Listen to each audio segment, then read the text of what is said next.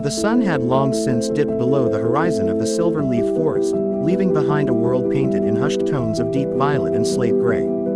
High above, the stars weren't bright or piercing, they were soft, like distant lanterns glowing behind a thick veil of silk. You were standing at the edge of a narrow, winding path made of smooth, pale river stones. As you begin to walk, the only sound is the rhythmic, muffled thrum of your footsteps against the earth. The air here is cool and smells faintly of crushed mint and ancient cedar. It's a heavy air, not oppressive, but steady, the kind of air that settles into your lungs and tells your shoulders they no longer need to hold any weight. The whispering brook, to your left, a shallow brook snakes through the ferns. The water doesn't rush, it meanders. It flows over rounded mossy rocks with a sound like low, melodic glass bells. Drip, ripple, hush. You watch a single willow leaf fall from a branch, spiraling down in slow motion until it touches the surface. It doesn't sink, it just drifts, pulled by a current so gentle it's almost standing still. You find yourself matching your breathing to the pulse of the water. In, as the ripple expands. Out, as the water smooths over the meadow of tall grass. The path opens into a vast, rolling meadow. The grass here is waist-high and silvered by the moonlight. A very faint breeze combs through the stalks, creating a sound like a long, drawn-out shush. In the center of the meadow stands a single, massive oak tree. Its roots are thick and gnarled, tucked into the earth like giant, sleeping paws. Hanging from the lowest branches are hundreds of small, translucent lanterns. They don't burn with fire. They glow with a steady, pulsing amber light that dims and brightens in time with the earth's own slow heartbeat. The glass pavilion. Behind the oak sits a small pavilion made of frosted glass and dark wood. You walk toward it, feeling the grass brush softly against your hands. Inside, there is a pile of oversized cushions upholstered in midnight blue velvet. You sink into them. They are cooler than the air, but they immediately begin to take on the warmth of your body.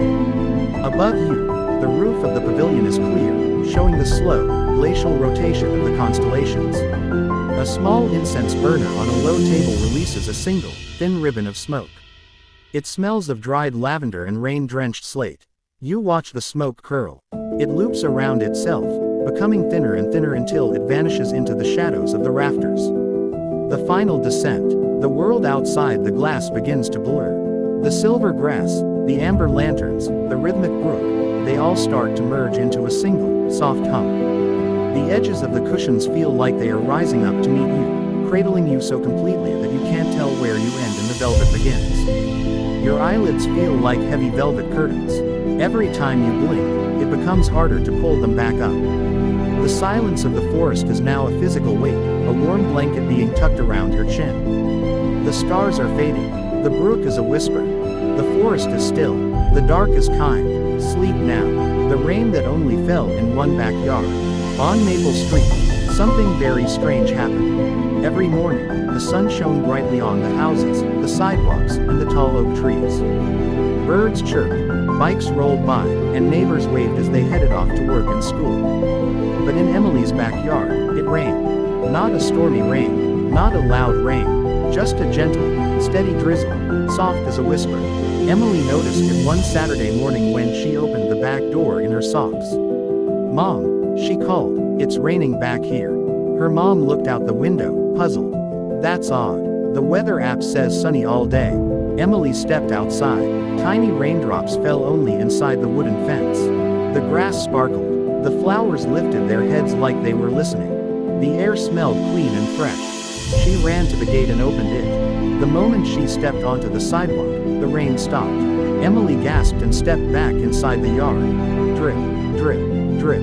The rain returned. "That's strange," she whispered. That afternoon, Emily brought a yellow umbrella into the backyard. She opened it carefully, but the rain didn't try to soak her. Instead, the drops slid gently down the fabric, glowing faintly like silver beads. Then something even stranger happened. A tiny puddle near the old apple tree began to ripple. Clip, plop. Out of the puddle popped a small, round raindrop, with eyes. "Hello," the raindrop said politely. Emily nearly dropped her umbrella. "Why you talked," she said. The raindrop nodded. "Of course. This is a listening rain." "A listening rain?" Emily asked. Yes, the raindrop replied. We fall where we're needed. Emily sat down on the damp grass, her umbrella resting beside her. What do you listen for? She asked. The raindrop bounced gently. Quiet thoughts, unsaid worries, heavy feelings that don't have names yet. Emily thought about that. She had felt heavy lately. Not sad exactly, just full. School was busy. Her brain never seemed to slow down at night. Sometimes her thoughts felt like they were bumping into each other. Does the rain help? Emily asked. The raindrop smiled. Only if someone lets it. Over the next few days, Emily spent more time in her backyard. She didn't rush. She didn't bring toys. She just sat and listened. The rain never soaked her clothes. It fell softly around her, like it was careful not to disturb her thoughts. Sometimes, she talked. I'm worried about a test, she whispered one afternoon. Clip. The rain tapped the ground gently, as if saying, we hear you. Another day she said, I don't know why I feel tired even when I sleep. Plop. The puddles shimmered quietly. Each time Emily shared something, the rain seemed to slow, then fade just a little, like it was taking something with it. One evening, Emily noticed the rain was lighter than usual. She walked around the yard, touching the fence, the tree, the flowers. Are you going away? She asked softly. The raindrop appeared again, floating just above a puddle. Not forever, only until you need us again. Emily frowned. But why my backyard?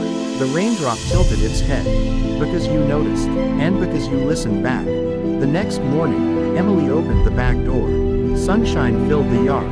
No rain. She felt a little disappointed, but also lighter, like her chest wasn't so full anymore. That afternoon, her neighbor Lily came over. Emily, Lily said, it was raining in my backyard today. Just a little. Emily's eyes widened. Really? Lily nodded. It felt nice. Emily smiled. That night, as Emily lay in bed, she listened closely. Somewhere far away, she imagined soft rain falling, not just on yards, but on worries, thoughts, and quiet hearts everywhere. And she fell asleep, smiling. Deep in the heart of a silent, silver-leaf forest, there lived a small, golden cricket named Pip. While the rest of the forest prepared for the long quiet of sleep, Pip had a very important job. He was the conductor of the night. Every evening, as the sun dipped below the horizon and turned the sky into a blanket of violet and soft peach, Pip would climb to the very top of a velvet moss stone. He would take a deep breath, adjust his tiny wings, and begin the first note of the evening lullaby. The song of the forest. Pip's song wasn't loud or fast.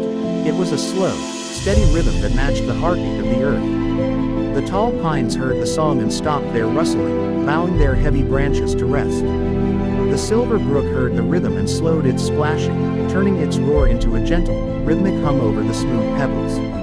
The wildflowers tucked their petals inward, folding their bright colors away like little pajamas. The great owl's flight.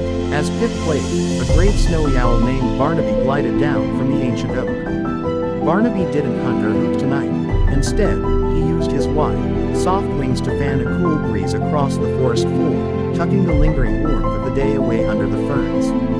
Is everyone settled, Pip? Barnaby whispered, his voice like the sound of shifting silk. Pip looked around. He saw the fox curled in a copper circle in her den. He saw the deer resting their heads in the tall, soft grass. He saw the squirrels huddled together in the hollow of the trees, warm and safe. The final note. Pip played one last, shimmering note, a sound so soft it was almost a thought. He then folded his own wings and found a cozy spot under a wide clover leaf. The moon climbed high, casting a glow like a nightlight over the world, ensuring everything was peaceful. The forest was still, the air was cool, and as the stars began to blink like sleepy eyes, the whole world drifted off into a deep, restful dream. Sleep well, and may your dreams be as peaceful as the silver-leafed forest.